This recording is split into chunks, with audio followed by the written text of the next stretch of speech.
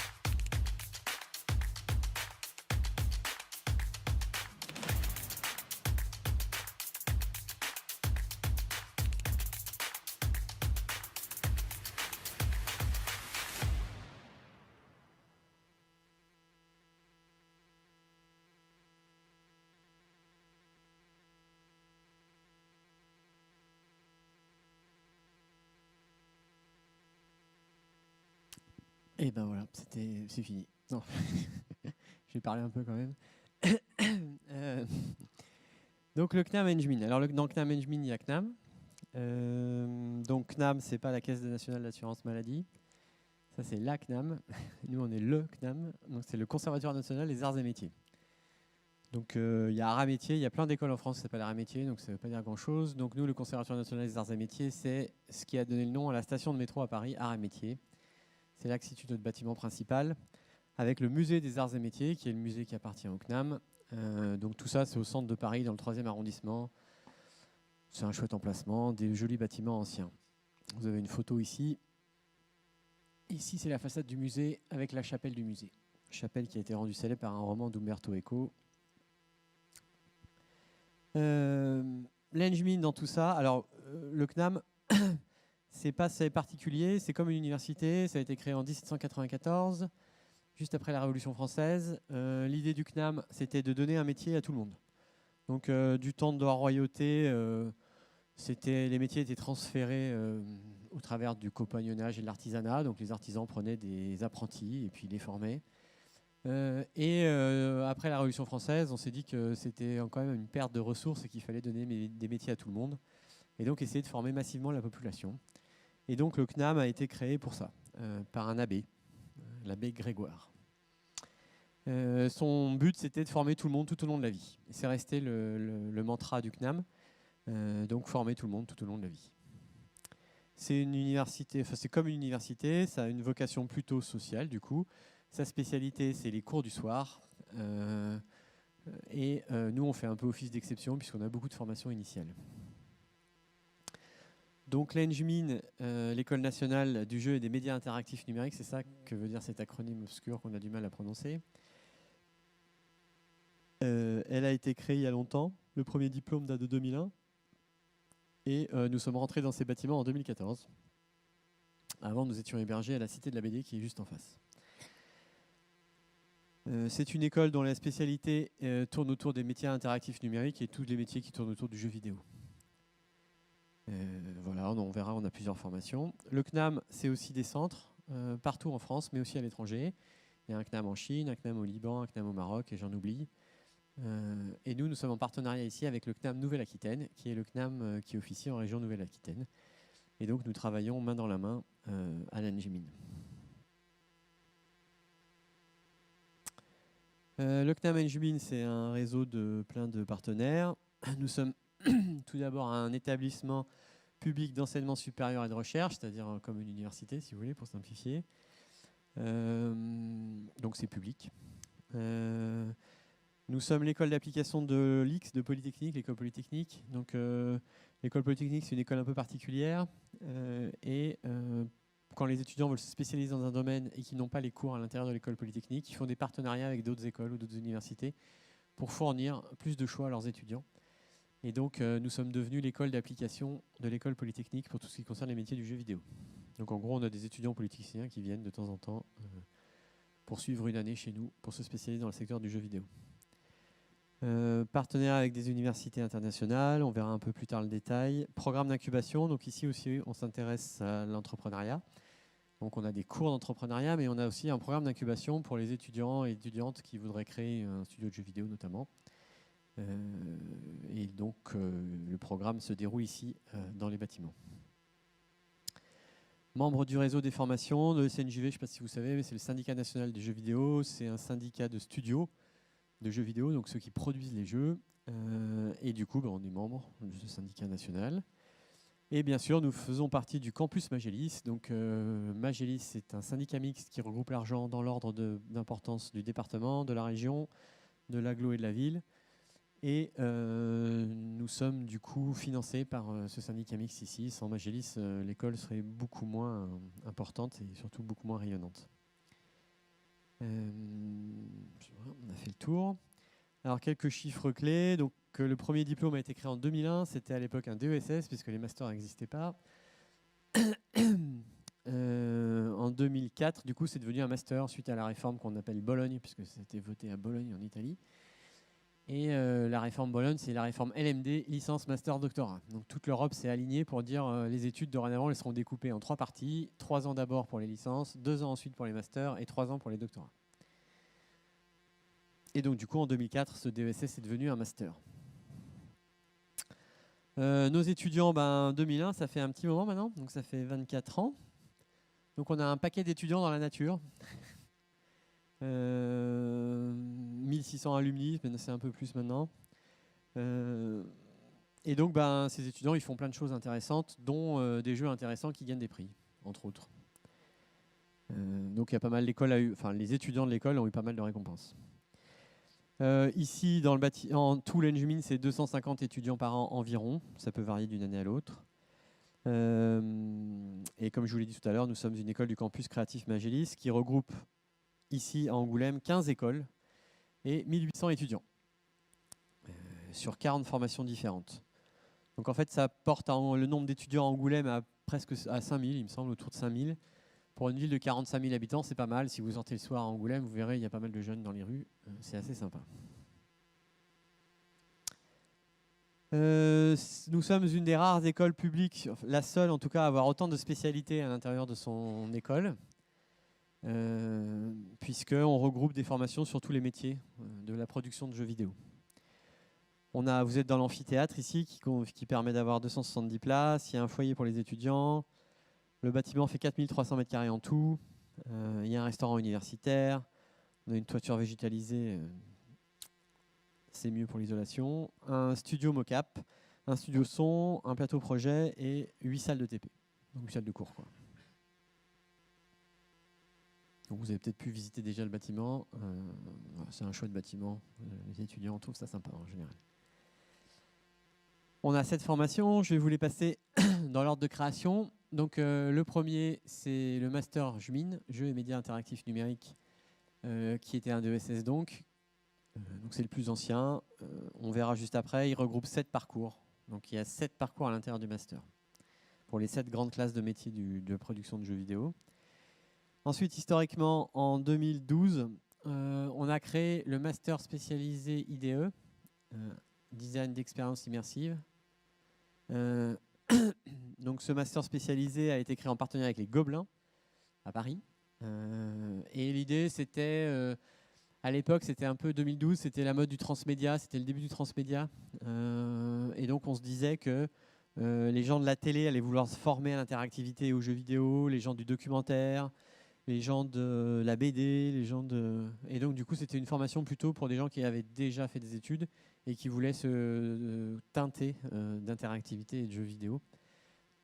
Et en fait, c'est pas ce qui s'est passé, mais c'est pas très grave. on s'est retrouvé avec des gens qui en effet avaient déjà fait des études un peu généralistes et qui du coup voulaient se spécialiser dans des domaines plus particuliers du jeu vidéo. Donc ça pourrait correspondre à ce que vous m'avez demandé tout à l'heure.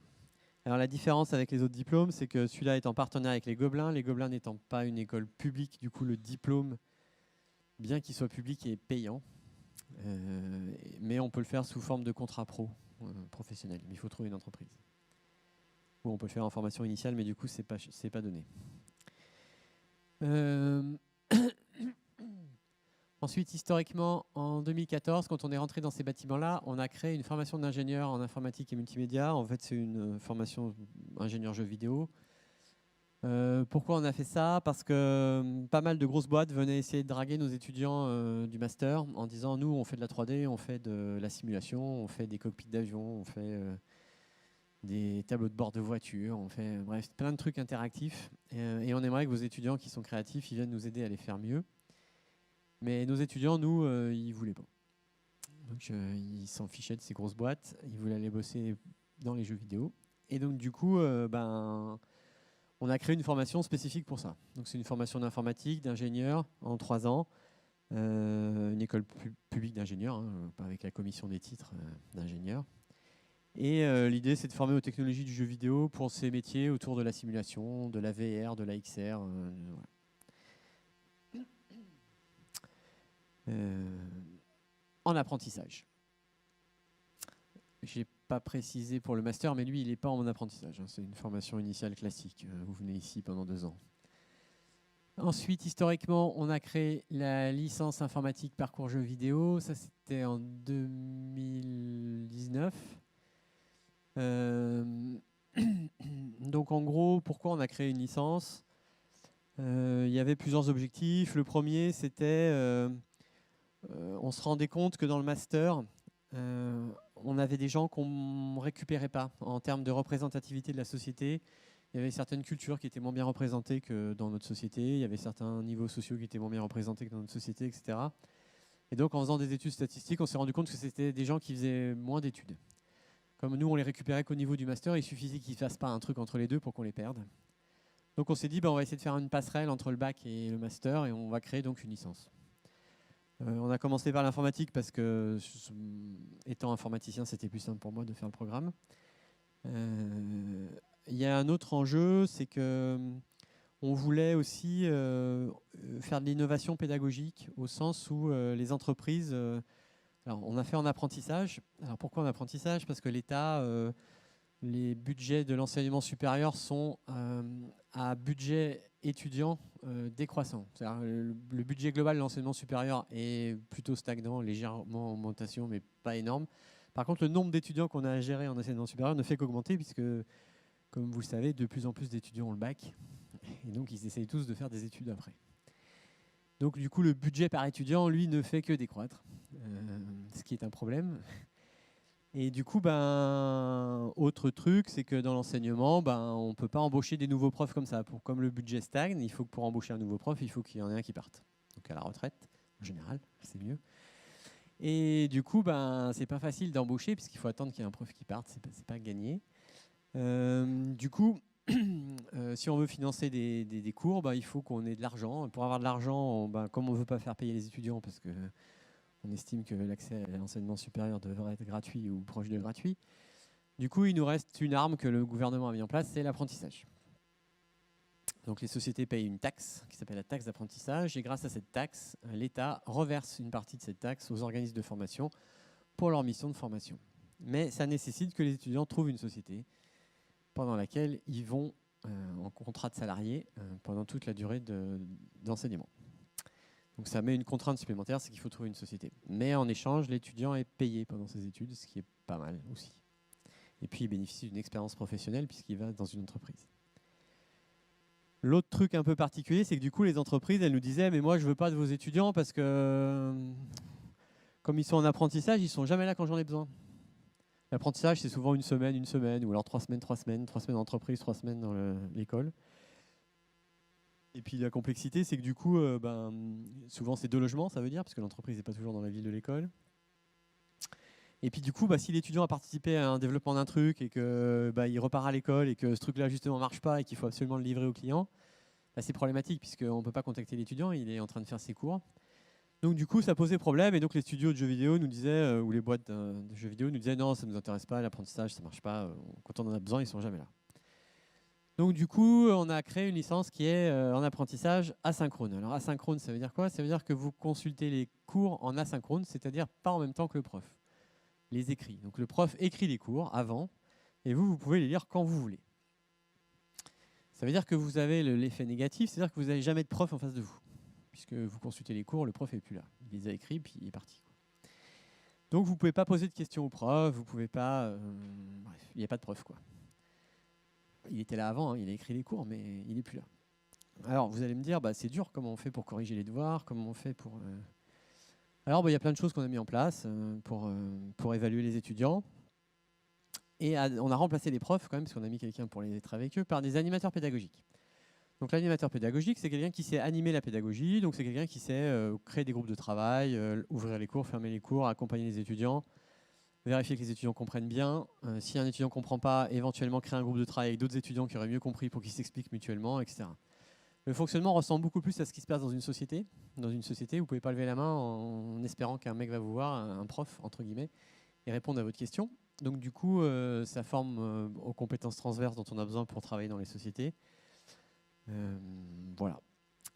C'est un peu plus dur du coup, parce c'est vrai que comme il n'y a pas de prof, vous voyez vos animateurs pédagogiques tout au long de l'année. Alors vous les voyez au moins une fois par semaine, donc vous les voyez souvent. Mais bon, l'avantage c'est que du coup aussi, il n'y a pas de logement. Puisque comme c'est asynchrone, on n'a pas besoin que vous soyez tous au même endroit. Ça n'a pas d'intérêt. Donc du coup, vous pouvez avoir qu'un seul logement là où se trouve votre entreprise. Qu'est-ce que je peux dire d'autre? Ça commence avec 3 mois en intensif ici, parce que l'autre truc que nous disaient les boîtes, c'est qu'ils sortent du bac, ils ne savent rien faire, bon, ce qui n'est pas tout à fait vrai. Mais pour rassurer tout le monde, et les étudiants et les sociétés, on a créé une période de démarrage qui est de 3 mois, pendant lesquels les étudiants se retrouvent tous ici et apprennent à faire leur premier jeu ensemble, voilà, pour être sûr qu'ils aient tous un bon niveau avant de rentrer dans la société. Voilà. Depuis cette année, on a ouvert la licence art numérique. Donc c'est la même exactement que la licence informatique, mais en version art numérique, donc pour les artistes, 2D, 3D. Et l'année prochaine ouvre, donc vous pouvez candidater, la licence game design. Donc c'est la même que les deux autres, mais en version game design. Donc avec ces 3 licences, on a créé toutes les passerelles nécessaires entre le bac et le master, ou juste les passerelles nécessaires pour que des gens qui sortent du bac puissent suivre des formations publiques sans avoir des revenus conséquents pour payer des écoles privées. Et enfin, le petit dernier, donc on est en train de monter des partenariats avec diverses universités internationales pour créer un master international. Donc c'est le même que le master qu'on a déjà, mais ouvert qu'à des étudiants étrangers. Et uniquement sur accord partenarial avec les autres universités. L'idée, c'est à la fois de créer une diversité culturelle qui est plus créative, en permettant aux étudiants de se mélanger avec des étudiants qui viennent d'autres pays du monde, et aussi d'arriver à apporter à l'école des revenus, puisque du coup, ce master international sera assez cher. Après tout, ce sont des pays qui ne payent pas d'impôts chez nous. Voilà. Donc la licence informatique, je viens d'en parler, asynchrone, 3 mois à Angoulême, puis 100% dans l'entreprise d'accueil. Une journée par semaine, l'entreprise vous laisse travailler sur vos cours, et le reste du temps, vous travaillez dans l'entreprise. Il y a 3 semaines de réunions à Angoulême par an, pendant lesquelles tous les étudiants se retrouvent à Angoulême, pour essayer de maintenir un esprit de promo. Hop. 2025, licence art numérique, elle vient d'ouvrir, même format. J'en ai parlé tout à l'heure. Licence game design, elle ouvre l'année prochaine, en septembre. Ingénieur, donc depuis 2014. L'idée, finalement, ça s'est axé plutôt sur la réalité virtuelle, la réalité augmentée, tout ce qui était jeux vidéo et systèmes interactifs, tout ce qui est simulation, télé interactive, tout ça. Donc ils sont là 3 ans. C'est une alternance en apprentissage classique. C'est globalement un rythme de 3 semaines. Vous aurez une présentation tout à l'heure, plus détaillée. Et les cours sont ici à Angoulême. Encore cette année. Je ne sais pas, l'année prochaine, ça va peut-être changer, mais cette année, c'est encore Angoulême. Le master, on en a parlé. Il y a 6 parcours principaux. Conception sonore, conception visuelle, ergonomie UX. Donc UX, ça veut dire User Experience. C'est donc tout ce qui concerne l'étude de l'expérience du joueur ou de la joueuse. Game design, c'est tout ce qui est création des concepts de jeu. Management de projet, c'est gestion d'équipe. Et programmation, c'est tout ce qui est programmation. C'est en 2 ans, c'est ici, c'est de la formation initiale, pas d'apprentissage. Voilà, c'est très classique comme un master universitaire. Le master spécialisé designer d'expérience immersive. Donc c'était le fameux formation 2012 qui a été créé plutôt orienté transmédia et qui s'est petit à petit transformé en expérience immersive. On retrouve un peu tout ce qui se fait dans les musées, dans les parcs d'attractions. Donc du coup, vous avez grâce à ça des gens qui sont formés à créer de l'immersion, des expériences immersives. Là, on voit une petite fille devant un grand écran qui regarde un dinosaure. Il y a de plus en plus d'expériences comme ça qui sont créées un peu partout. Et donc l'idée, c'est de familiariser des gens à concevoir ce type d'expérience. Elle est donc au Gobelin. Ça dure un peu plus d'1 an, c'est 15 mois.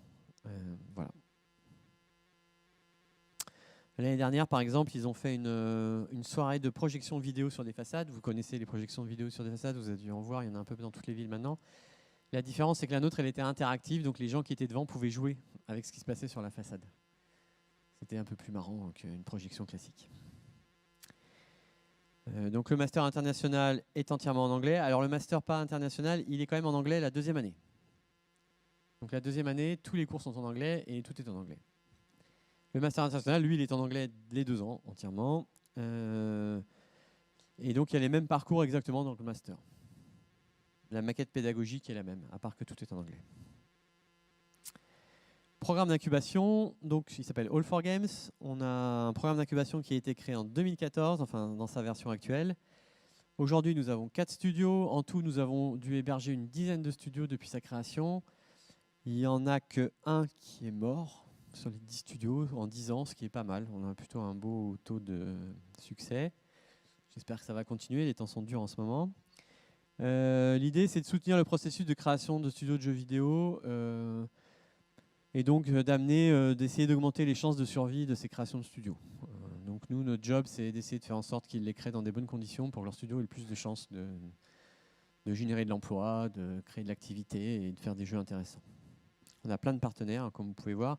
Le programme se fait en partenariat avec Eureka Tech, la technopole du Grand Angoulême, de l'Agglo, avec la région, avec Magélis, bien sûr, avec Spielfabrik, qui est un partenaire historique de l'école, qui s'occupe de projets franco-allemands, et avec SoGames, le cluster local de Nouvelle-Aquitaine des studios de jeux vidéo. Et avec le CNAM Incubateur, qui est l'incubateur du CNAM. Et avec la compagnie des Martingales. Parfois, les étudiants veulent juste sortir leur jeu. Ils ne veulent pas forcément créer un studio. Dans ce cas-là, ça ne vaut pas le coup de créer un studio. Un studio, c'est quelque chose qui ne fait pas qu'un seul jeu. Un studio, c'est quelque chose qui doit vivre dans le temps. Et donc, il y a une politique du studio, une ligne éditoriale, etc. Donc, quand vous voulez juste sortir un jeu, c'est mieux, c'est de faire héberger par une boîte de production. Donc, l'idée, c'était de créer une société qui permette d'héberger les projets, sans qu'on ait à créer de nouveaux studios. Quelques partenariats internationaux. Historiquement, CGL, Cologne, avec qui on a un double diplomation. Breda, c'est en Hollande. Ça, c'est au Danemark. Oui, je peux pas. Bref. Ça, c'est en Irlande, Espagne, Italie. L'école NAD, on a un double diplomation qui est en train de se transformer. Et donc ça c'est au Canada, au Québec pour être très précis. Ça c'est au Mexique, c'est le Tec de Monterrey, une très grosse université mexicaine privée. Et ça c'est l'ORT, une école en Uruguay, avec qui on a un partenariat aussi d'échange d'étudiants. L'Engmin, c'est aussi beaucoup d'événements. On participe à plein d'événements. Je vous passe les détails, il y en a beaucoup. Le festival d'Angoulême, bon, cette année, ça va être plus compliqué, mais on verra ce qui va se passer. Un événement en particulier, c'est Spawn. C'est un événement qui est organisé et créé par So Games, donc le cluster des jeux vidéo du Sud-Ouest, et le CNAM Engmin. La vocation de cet événement, c'est un événement grand public qui a double vocation. Tout d'abord, une vulgarisation scientifique. Donc on invite des chercheurs et des scientifiques pour discuter de thématiques grand public. Il y a eu est-ce que le jeu vidéo rend addict, il y a eu comment intégrer le jeu vidéo dans votre famille, mais il y a eu aussi des thèmes sur comment faire un super jeu d'horreur, est-ce qu'il y a de l'avenir pour les jeux d'horreur. Bon, bref, il y a plein de thèmes grand public. L'idée, c'est de faire connaître au grand public le jeu vidéo. On lit beaucoup de choses sur la presse, dans la presse sur le jeu vidéo, et des fois il y a n'importe quoi. Donc l'idée, c'est d'inviter des scientifiques pour que tout le monde ait une vision à peu près adéquate de ce qu'il faut penser du jeu vidéo. Il n'y a pas que des trucs bien dans le jeu vidéo, mais il n'y a pas que des trucs mal non plus, quoi. Voilà. Donc rien de tel que d'inviter des gens dont c'est le métier pour en parler. Et puis c'est aussi un événement dans lequel on va vous présenter des jeux que vous n'avez pas l'habitude de voir, parce que ce n'est pas les jeux qui font les grandes pages des magazines de jeux vidéo, ou les affiches de métro, ou de bus, ou de tout ce que vous voulez. Mais c'est parfois des jeux super intéressants, qui ont des choses à dire, ou des super mécaniques de gameplay. Et donc pour nous, c'est intéressant de vous les montrer, puisque le jeu vidéo, c'est aussi quelque chose de culturel, et pas simplement un produit de merchandising. Voilà, je crois qu'on a fait le tour de l'école. Est-ce qu'il y a des questions? Oui.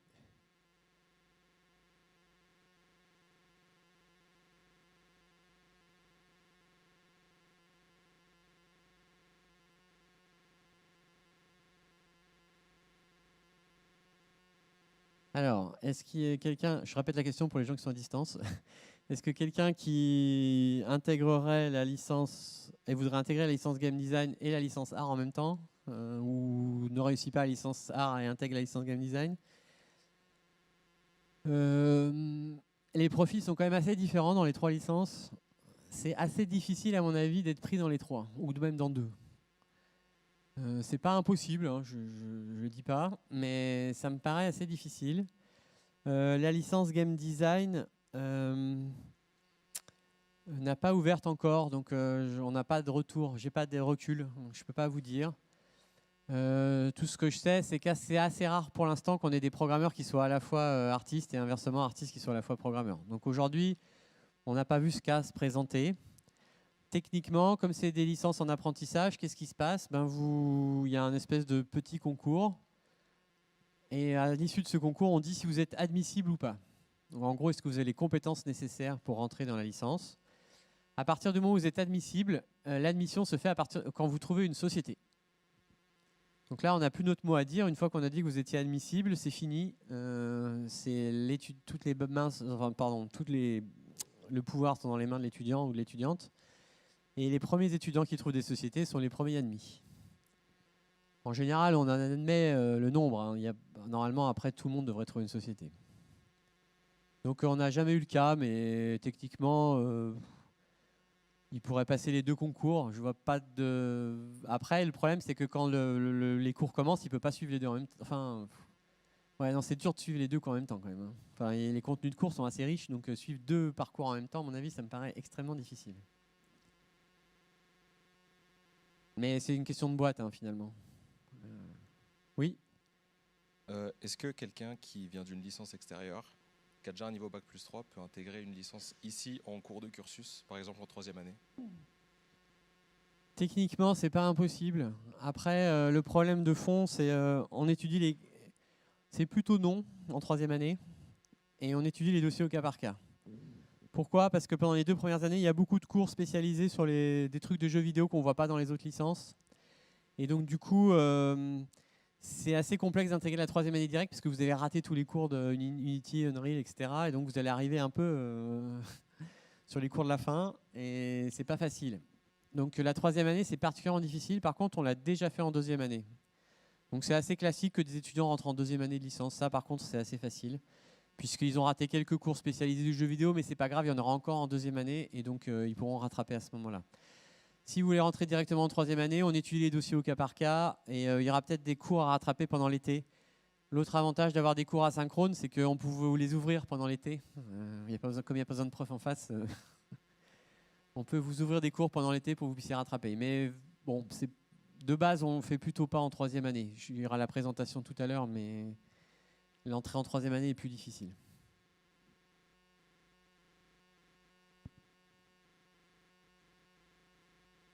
Plus de questions? Oui, je vous en prie.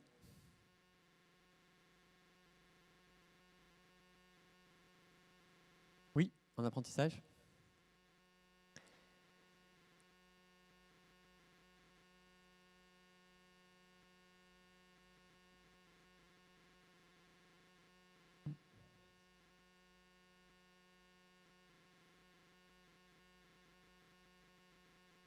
Master.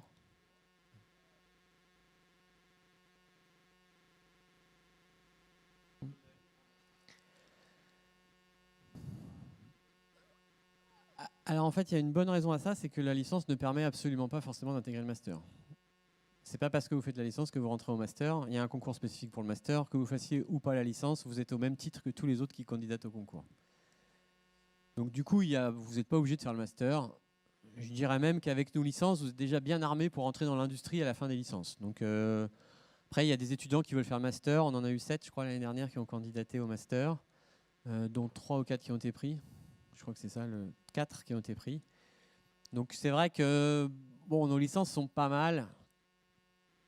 Je me fais de la pub, mais nos licences sont quand même pas mal. Et c'est vrai que du coup, ils sont bien formés. Donc du coup, ils ont des chances de rentrer au master s'ils candidatent, c'est sûr. Mais c'est pas du tout une passerelle automatique.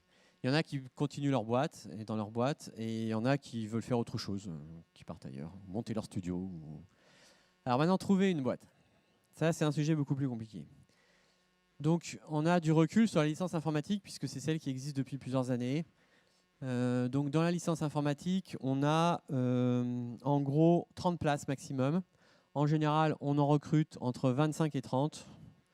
Et il y en a entre 20 et 25 qui trouvent des boîtes. C'est ça à peu près le ratio. Cette année, c'est particulièrement plus dur. Donc on a un problème pour placer les étudiants dans les boîtes. Et donc du coup, on pense que c'est dû quand même à la conjoncture économique et pas seulement dans le jeu vidéo. Il y a quand même une récession mondiale, on va dire, une décélération de la croissance, qui fait que les boîtes, elles n'embauchent pas beaucoup. Il faut être très honnête.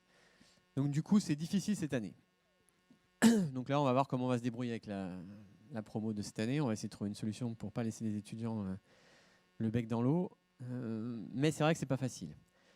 Donc, ce que je peux vous donner comme conseil. Alors, l'idée, c'est qu'on va vous aider quand même. On ne va pas vous laisser tout seul. Donc, ce qu'on va pouvoir faire pour vous, c'est vous coacher. C'est-à-dire prendre les étudiants, leur dire attention, tu vas devoir aller bosser dans une boîte. Alors, avant de vous coacher, déjà, on va vous sélectionner. C'est-à-dire que si nous, on sent que l'étudiant ou l'étudiante n'est pas prête à aller bosser dans une boîte, on lui dira direct, écoute, c'est sympa, mais je pense que là, tu t'en sortiras pas dans une boîte. Tu n'es pas assez autonome, tu as besoin qu'on t'encadre, ça ne fera pas. En plus, la licence est quand même en autonomie, puisqu'il n'y a pas de prof en face, même s'il y a des animateurs pédagogiques qui sont d'ailleurs là dans la pièce. C'est quand même, ça demande un peu d'autonomie. Donc du coup, si on voit que ce n'est pas compatible, on vous le dira direct. On n'est pas à recruter à un max pour remplir la licence, on s'en fout complètement. Enfin, ce n'est pas notre objectif. On préfère avoir des bons étudiants et des bonnes étudiantes qu'on va pouvoir placer dans les boîtes, plutôt que de dire oui à des gens et au final, on n'arrivera pas à les placer. Et de toute façon, les boîtes seront énervées aussi, puisqu'on leur envoie des candidats ou des candidates qui sont pas, c'est pas possible qu'ils les aient. Et il y a des étudiants qui, en sortant du bac, ne sont pas prêts à aller dans des boîtes. Hein. C'est pas naturel. Hein. Je conviens tout à fait. Donc du coup, là, l'idée, c'est qu'on les trie d'abord. Une fois qu'on les a triés, on les coach. Donc on leur explique ce que c'est que faire un bon portfolio, une bonne lettre de motivation, ce que c'est que faire un entretien, comment ça se passe dans les boîtes, qu'est-ce qu'il faut faire, etc. Et puis on essaie de leur expliquer qu'il faut qu'ils étendent leur réseau. Parce que le truc qu'on ne va pas faire à leur place, c'est de trouver la boîte. On ne peut pas passer les entretiens à leur place, on ne peut pas contacter les boîtes à leur place. On peut essayer de contacter certaines boîtes, et les anciennes boîtes, etc. Mais bon, globalement, c'est quand même à eux de contacter la boîte. Ça fait partie du deal, quoi. Donc du coup, on va les accompagner là-dedans. Donc il y a même Coralie ici présente dont c'est la charge principale. Les animateurs pédagogiques les aident aussi. Les coordos pédagogiques surveillent les portfolios parce que c'est des professionnels, donc ils vérifient que les portfolios correspondent à ce qu'attend l'industrie.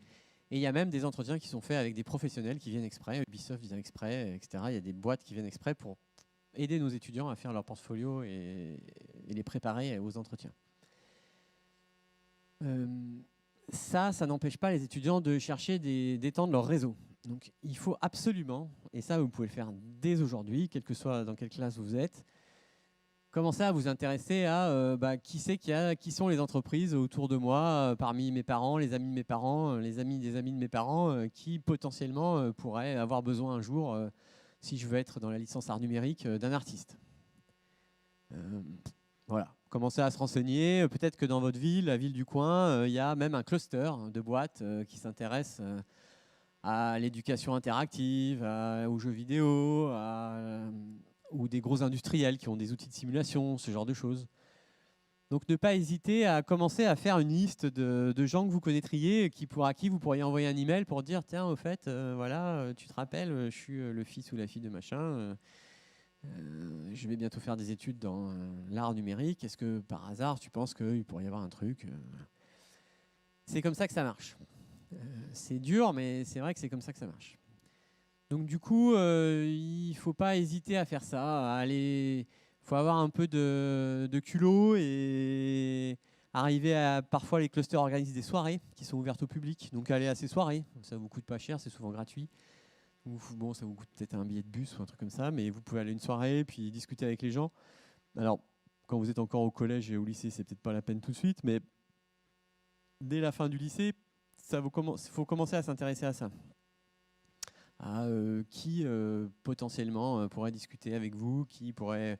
Et puis c'est pas forcément lui demander direct un stage ou un apprentissage, hein. C'est lui dire bah ouais, c'est quoi ton métier, qu'est-ce que tu fais dans ta boîte, ah c'est ça, ouais super, moi aussi je regarde, j'ai fait des trucs graphiques moi aussi, j'ai fait des animations, regarde j'ai fait un modèle 3D, puis la personne va dire ah ouais c'est pas mal mais c'est quand même un peu simple, là tu devrais peut-être bosser un peu plus sur ça ou ça, et vous créez un lien comme ça avec la personne. C'est idiot mais c'est comme ça que ça marche. Donc ça demande du temps, mais bon, c'est important. Il y avait une question là, c'est ça?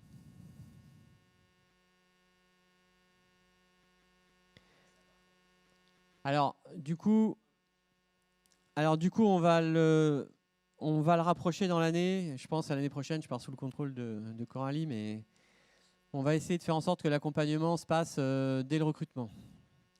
Donc l'idée, c'est que le concours ouvre en février, fin février. Dès qu'on a les premiers retours, c'est-à-dire en avril, dès le début, vous allez intégrer un processus où on va commencer à vous accompagner. Donc on va commencer à relire vos portfolios, à relire vos lettres de motivation, à vous faire des séances de coaching, etc. Donc du coup, l'idée, c'est de faire le plus tôt possible. Alors, autant étendre votre réseau, c'est important de le faire dès que vous pouvez. Autant candidater, ça ne sert à rien de le faire en avril. Avril, vous faites 3 mois ici au début, ça commence en octobre, ça veut dire octobre, novembre, décembre, vous êtes à l'école tout le temps. Ça veut dire que vous allez arriver dans la boîte qu'en janvier. Si vous candidatez en avril pour janvier, les boîtes, elles n'ont pas la visibilité, c'est trop loin, quoi. Par contre, commencer à prendre des contacts avec les boîtes, tout ça, vous pouvez le faire dès le début. Ça n'a pas de... Sympathiser avec des gens, discuter, aller s'intéresser à eux. Les gens aiment bien qu'on s'intéresse à eux en général. J'en ai bien reçu en général. Donc ça, vous pouvez le faire dès le début. Ce qu'il faut, c'est qu'en septembre, quand les vacances sont finies, en gros, quand les boîtes recommencent à travailler à plein régime, il faut que tout soit prêt. Il faut que votre portfolio soit au point, que vous soyez prêt à faire des entretiens corrects et que vos lettres de motivation soient bien écrites. Que vous ayez déjà ciblé un paquet d'entreprises, que vous ayez déjà une liste Excel avec toutes les entreprises que vous voulez faire, les contacts qu'il faut contacter, etc. Il faut que votre machine elle soit prête à être lancée. Pour qu'en septembre, vous abattiez le boulot directement. OK ? Et après, ça nous laisse quand même 4 mois entre septembre et décembre pour trouver une boîte. Là, la situation économique fait que c'est compliqué, mais normalement, les années précédentes, ça se fait. Et après, il y en a certains, en effet, qui ne trouvent pas de boîte. C'est en général dû à une inadéquation entre l'étudiant et le fait d'être apprenti qu'on n'avait pas vu au moment des entretiens. Ça peut arriver. Ou les étudiants qui partent. On en a qui... 3 semaines d'informatique, c'est trop. Ils se rendent compte que l'informatique, c'est pas pour eux. Ils ont vu jeux vidéo, mais ils n'ont pas vu qu'avant, c'était marqué informatique. Et du coup, finalement, au bout de 3 semaines de programmation, ils n'en peuvent plus. Donc c'est pas impossible. Voilà. Donc je vais pas vous vendre du rêve, hein. C'est pas c'est pas facile. La situation économique est pas super bonne en ce moment. Les boîtes d'informatique sont parmi les plus touchées, toutes les boîtes de services et le jeu vidéo en particulier. Mais bon, faut pas désespérer non plus. Voilà. Oui.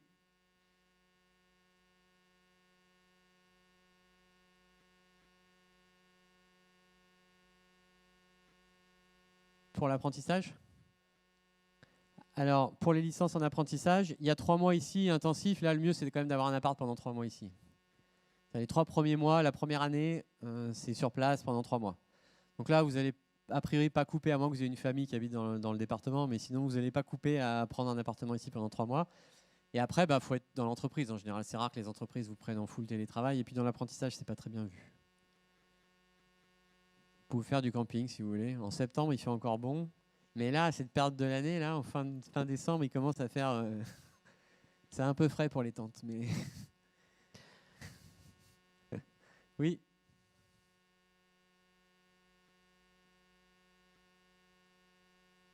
Alors, je me permets juste parce que Axel a fait une présentation un peu générale, mais là, il y a l'équipe licence qui va vous présenter plus en détail toutes les licences, les critères, le recrutement, le placement, etc. Donc, gardez vos questions, ils vont intervenir plus en détail. Et là, s'ils n'ont pas répondu à toutes vos questions, on fera un tour de salle. Est-ce qu'il y a des questions sur les autres diplômes, du coup ?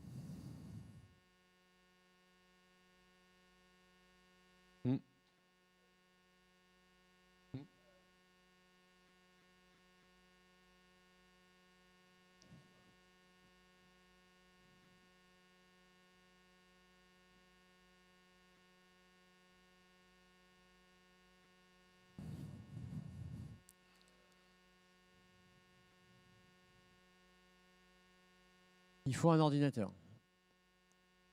Ouais, pour l'informatique, c'est mieux, ouais. Alors, il faut un bon ordinateur. Ça limite un peu les ordinateurs que vous pouvez prendre. On va dire qu'un portable à 400 €, ça va pas suffire.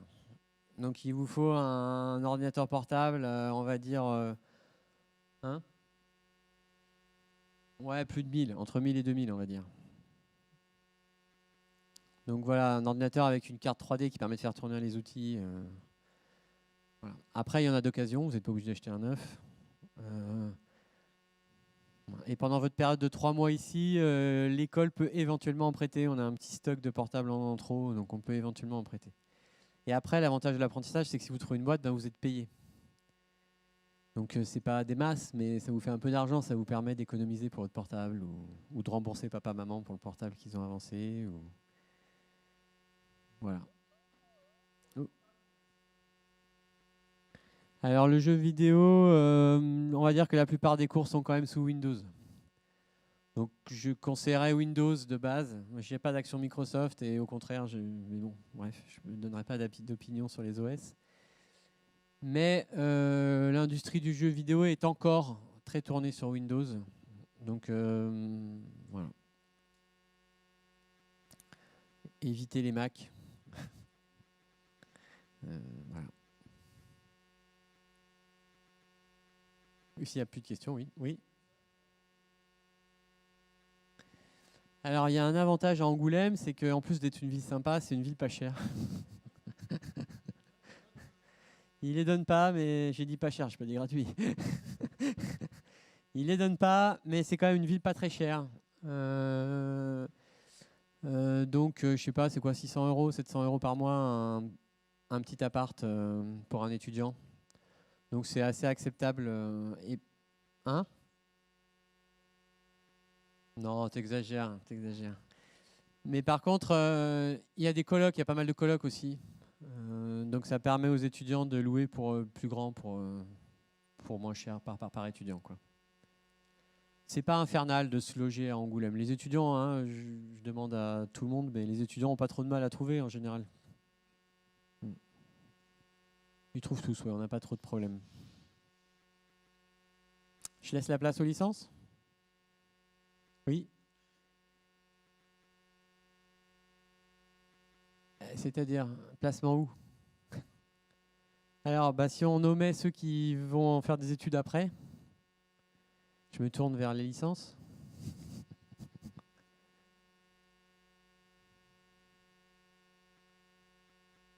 Alors oui, parce que le taux de placement, ça veut dire qu'ils ont un contrat salarié, parce qu'il y en a qui partent, qui créent leur studio, donc ils sont techniquement pas salariés.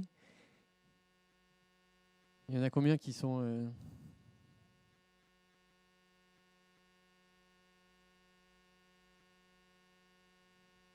En gros, on va dire que sur 20 étudiants, pour simplifier, on a dit qu'on en avait 7 qui avaient candidaté à d'autres études. Donc ça veut dire qu'il y en a un tiers qui part dans d'autres études. Donc on peut dire qu'ils ont réussi puisqu'ils sont partis dans d'autres études. Il y en a, à mon avis, au moins une dizaine qui continuent dans l'industrie, qui trouvent du boulot direct, y compris dans la boîte où ils étaient. Et ça fait qu'il en reste 3-4 qui soit sont freelance, soit sont au chômage, soit... en gros.